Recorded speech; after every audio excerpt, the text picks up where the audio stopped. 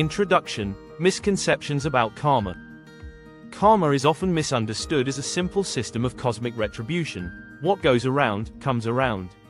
However, this simplistic view misses the complexity and depth of karma as it is understood in Hinduism, Buddhism, and other spiritual traditions.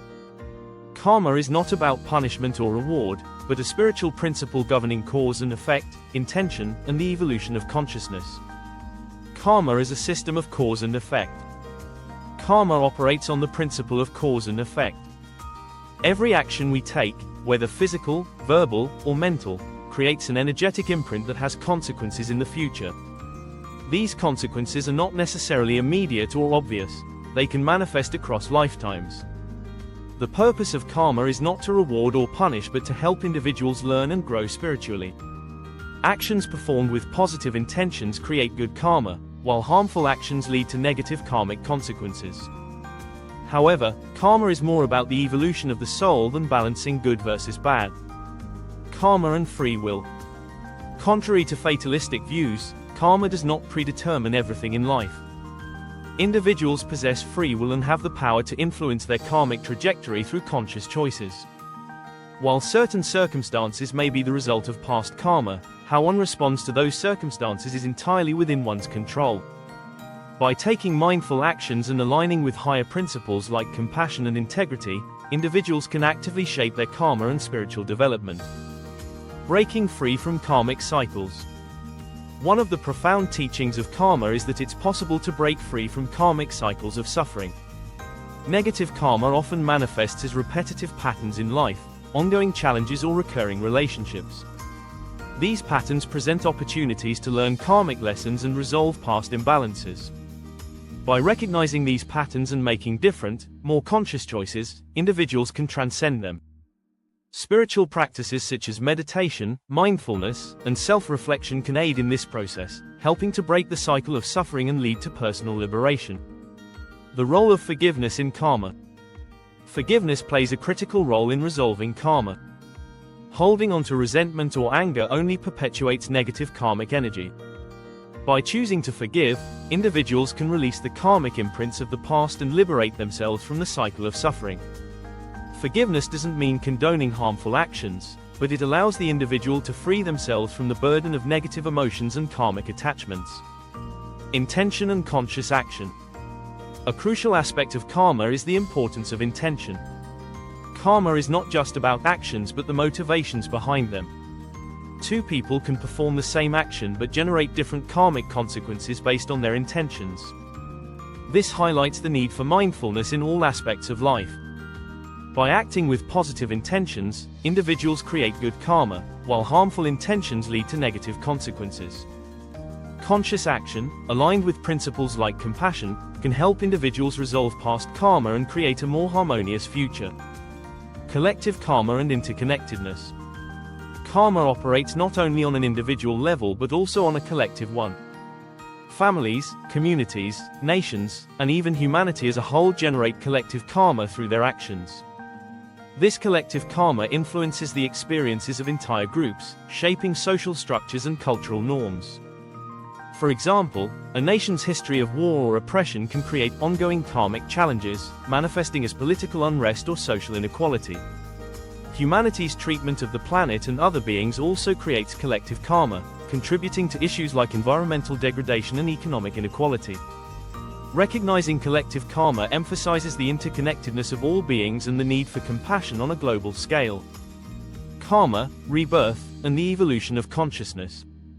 In Hinduism and Buddhism, karma is intimately connected with the cycle of rebirth, or samsara. The actions and intentions of this life shape the conditions of future incarnations. However, the ultimate goal is not to create good karma for a better rebirth but to transcend the cycle of birth and death altogether. In Hinduism, this is called moksha, liberation from samsara, while in Buddhism, it is known as nirvana. Both represent a state of enlightenment where one is freed from the karmic forces that bind him to the cycle of rebirth. Karma thus serves as a tool for spiritual evolution, helping individuals learn and grow over multiple lifetimes.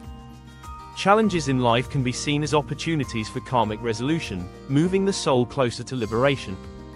The illusion of separation. Karma reveals the illusion of separation between individuals. While we may see ourselves as distinct beings, karma teaches that we are all interconnected. Every action sends ripples through the web of life, influencing not only our own karmic trajectory but also the collective karma of all beings.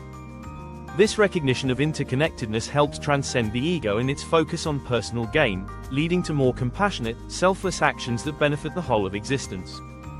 Karma is a path to spiritual liberation. Ultimately, karma is not about punishment or reward but about spiritual growth. It encourages individuals to learn from their experiences, evolve in consciousness, and cultivate compassion and wisdom. Through mindful action and the resolution of karmic patterns, individuals can move closer to spiritual liberation. By embracing the teachings of karma, one can transform their relationship with life's challenges, deepen their understanding of themselves and others, and achieve inner peace. Karma is not something to be feared but understood and worked with. It provides a framework for conscious living, guiding individuals towards self-realization and liberation. By aligning actions with love, compassion, and wisdom, we can not only improve our own lives but also contribute to the collective evolution of humanity. Conclusion: karma is a framework for conscious living.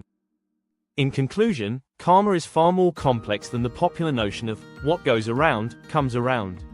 It is a profound spiritual principle that governs the nature of cause and effect, intention, and the evolution of consciousness.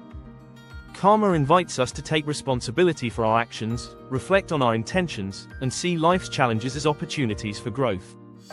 Rather than being a form of cosmic punishment, karma is a compassionate system designed to aid our spiritual development. By embracing karma as a tool for conscious living, we can create lives of harmony, balance, and fulfillment. More importantly, we can contribute to the collective awakening of humanity, helping to create a world in which karma is balanced by higher consciousness. Through the wise application of karma, we can build a life that not only benefits ourselves but also contributes to the greater harmony of the universe, acting as co-creators of a more compassionate and balanced world. This summary highlights the essay's core themes, such as the deeper understanding of karma, its connection to intention, collective karma, and its role in spiritual liberation.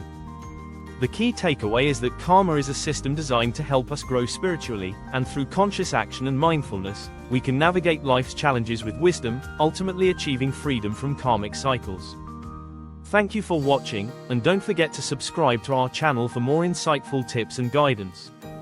For those who wish to explore deeper, I've prepared exclusive guides on my website in my bio, https://www.lifecoachspiritual.com.